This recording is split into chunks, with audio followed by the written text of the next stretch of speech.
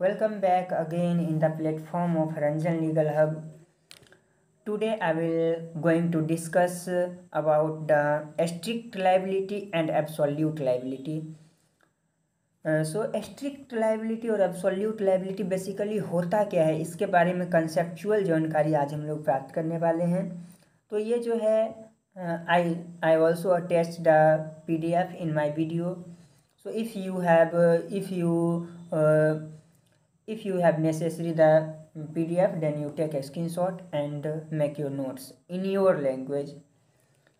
So first of all हम ये जानेंगे कि strict liability and absolute liability का कंसेप्ट आया कहाँ से। सो ये दोनों जो है ये नो फॉल्ट लाइबिलिटी के में आता है। इसके लिए किसी तरह का कोई फॉल्ट नहीं होना चाहिए, तब पर भी ये लाइबिलिटी अराइज होता है on the defendant.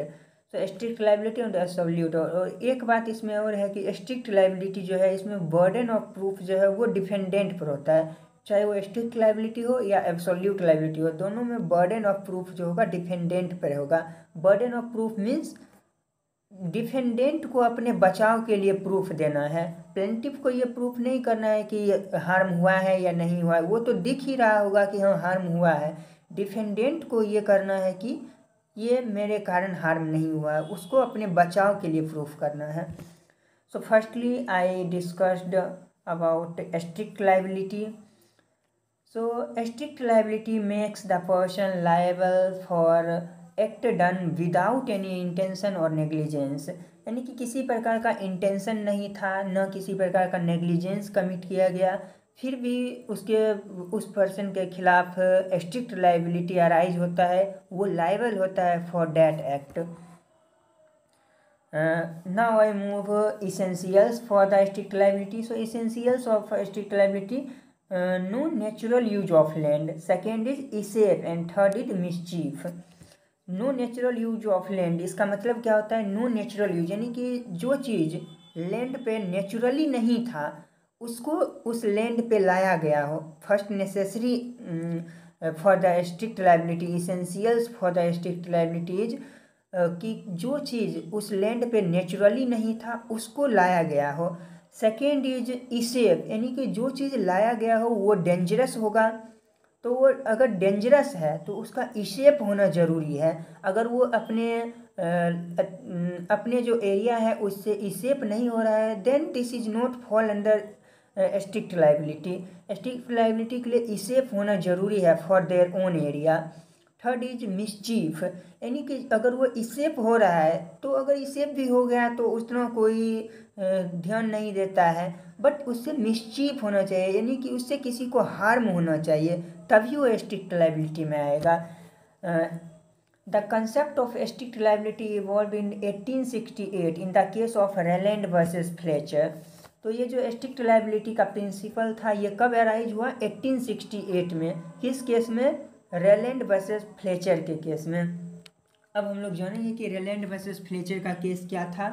So Rylands and Fletcher दोनों जो था ये एक पड़ोसी रहते हैं, दोनों एक दूसरे के आसपास ही रहते हैं, दोनों का घर सटा हुआ है, दोनों एक पड़ोसी हैं। रेलैंड के लैंड में माइनिंग का काम होता है एंड फ्लेचर के लैंड में मिल ऑपरेट होता है।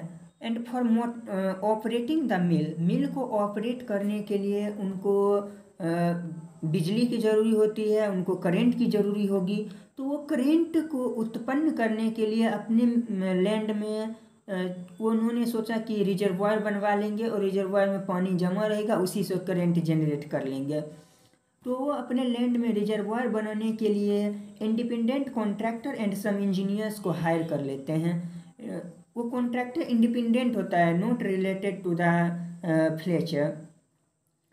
जब रिजर्वायर बनाने के लिए खुदाई की गई थी इंजीनियर्स के द्वारा, कॉन्ट्रैक्टर के द्वारा जब खुदाई की गई तो उसमें बहुत सारे माइन शाफ्ट पाए गए थे, और वो जो थे इंजीनियर और कॉन्ट्रैक्टर जो थे जो आए थे उसमें रिजर्वायर बनाने के लिए, उन्होंने इसको ध्यान नहीं दिया, इग्नोर कर दिया कि कुछ होगा, माइन शाफ्ट है, कोई दिक्कत नहीं होगा, वो उसको इग्नोर कर दिए और वो वहाँ से न उसको हटाए और न ही उस माइन शाफ्ट को बंद किए थे। बाद में जब रिजर्वायर बन के तैयार हो गया, रिजर्वायर में पानी स्टोर किया गया, तो वो जो माइन शाफ्ट थे उसके थ्रू पानी जो था रेलैंड के लैंड में चल गया और उसका जो माइंस था उस पूरे माइंस खराब हो गया, जिसके कारण रेलैंड को बहुत ही भारी नुकसान हुआ था। इस केस में हाउस ऑफ लॉर्ड ने जजमेंट में कहा था कि रेलैंड की सारी नुकसान की भरपाई फ्लेचर करेगा और स्ट्रिक्ट लाइबिलिटी का कंसेप्ट इवॉल्व हुआ था फ्रॉम दिस केस। बिकॉज जो था फ्लेचर ने अपना डिफेंड में यही कहा था कि हमने तो इंडिपेंडेंट कॉन्ट्रैक्टर को हायर कर लिया, हमने तो इंजीनियर्स को हायर कर लिया, उनको ध्यान देना चाहिए, हम क्या करें, हम तो जानते भी नहीं थे कि कैसे रिजर्वायर बनेगा, कहाँ बनेगा, इनको ध्यान में रखना चाहिए। बट हाउस ऑफ लॉर्ड ने कहा था कि नहीं, ऐसा नहीं है, आप इसको बनवाने के लिए आप कॉन्ट्रैक्ट पर साइन किए हैं, आप कॉन्ट्रैक्टर को बुलवाए हैं, तो आपको ध्यान रखना चाहिए कि हमारे लैंड में क्या है, हमारे लैंड में हम ये बनवा रहे हैं, ये नेचुरल थिंग कर रहे हैं, तो इसके इसेप होने से किसी को मिसचीफ भी होगा, अगर होगा तो उसका कैसे उससे बचाया जा सकता है, आपको ये सब बात पे ध्यान देना चाहिए। बट आपने ऐसा नहीं किया, इसलिए जो भी उसको नुकसान हुआ है that all harm is this, वो जो सारे हार्म हुआ था वो आप इसको कंपनसेट करेंगे to the Fletcher, sorry to the Rylands. और इसी केस से स्ट्रिक्ट लाइबिलिटी का इवोल्यूशन हुआ था। और स्ट्रिक्ट लाइबिलिटी के लिए three concept is essentials. The first is dangerous thing in their own land, यानी कि कोई डेंजरस थिंग होना चाहिए, उनको आप अपने लैंड में लाइएगा। सेकेंड इज इसेप ऑफ डिंजरस थिंग, यानी कि जो डेंजरस थिंग आप अपने लैंड में कर रहे हैं इस्टेब्लिश, उसका इसेप होना जरूरी है। And third is prima facie liability, यानी कि ऐसा लाइबिलिटी जो कि जैसे कि उसको हार्म हुआ तो वो देखने से ही लग रहा है कि हाँ हार्म इसी के कारण हुआ, ऐसी लाइबिलिटी भी अराइज होना चाहिए। Now I move to absolute liability. So in absolute liability, if any enterprise, here word use enterprise, and strict liability में क्या था, इंडिपेंडेंट कॉन्ट्रैक्टर, यानी कि कोई भी उसमें हो सकता है, but here word used enterprise means enterprise ही होना चाहिए। What is enterprise? So for profit organization, जो कि अपने प्रॉफिट के लिए काम कर रहा हो, this is enterprise. So if any enterprise involved in any dangerous or hazardous activity and any harm is found, then the enterprise absolutely liable। यानी कि जब कोई इंटरप्राइज कोई ऐसा एक्ट करता है, कोई ऐसा डेंजरस और हजार्डस एक्टिविटी में इन्वॉल्व होता है और उस एक्टिविटी के कारण कोई हार्म फाउंड किया जाता है, तो वो इंटरप्राइज एब्सोल्यूटली लायबल होगा। इसमें कोई किसी प्रकार का इसेप होना जरूरी नहीं है, नो नेसेसरी टू इसेप, यानी कि इसेप होना जरूरी भी नहीं है।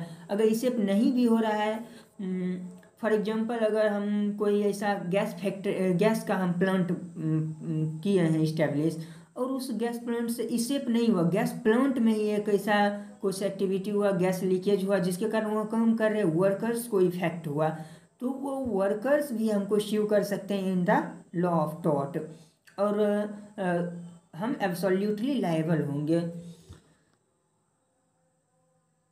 इसमें एक और चीज़ है कि नो एनी एक्सेप्शंस, उसमें स्ट्रिक्ट लाइबिलिटी में कुछ एक्सेप्शंस भी थे, बट इसमें कोई एक्सेप्शन नहीं है, लायबल होना ही पड़ेगा। इसमें केस लॉज है, that is very important case laws and very famous case laws, that is MC Mehta versus union of India, जो कि जाना जाता है भोपाल गैस ट्रेजेडी के केस से। ये 1987 का केस है। इस केस में बेसिकली हुआ क्या था कि एक यूनियन कार्बाइड नाम का इंटरप्राइज था, क्योंकि हम पहले ही बोल चुके हैं कि इसमें इंटरप्राइज होगा, तो एक यूनियन कार्बाइड नाम का इंटरप्राइज था जिसने भोपाल में अपना प्लांट सेटअप किया था। ये इंटरप्राइज पेस्टिसाइड से रिलेटेड काम करता था। 2 दिसंबर 1984 की आधी रात में लगभग 40 ton methyl isocyanide gas leakage होने लगा, जो कि मिथाइल आइसोसाइनाइड एक बहुत ही जहरीली गैस माना जाता है, वो लीकेज होने लगा।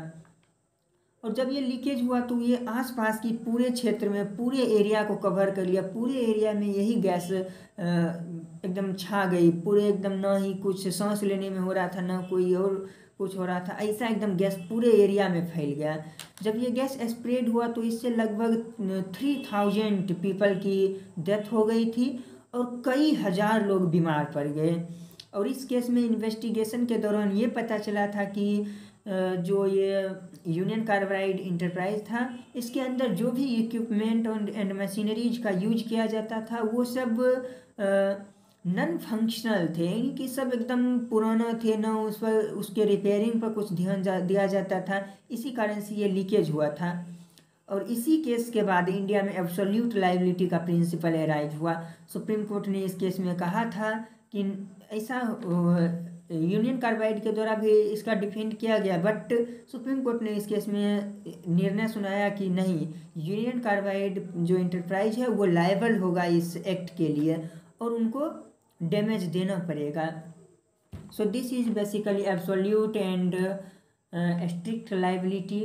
So that's all about, in my opinion, on strict and absolute liability. That means no fault liability. So that's it. Okay, thanks.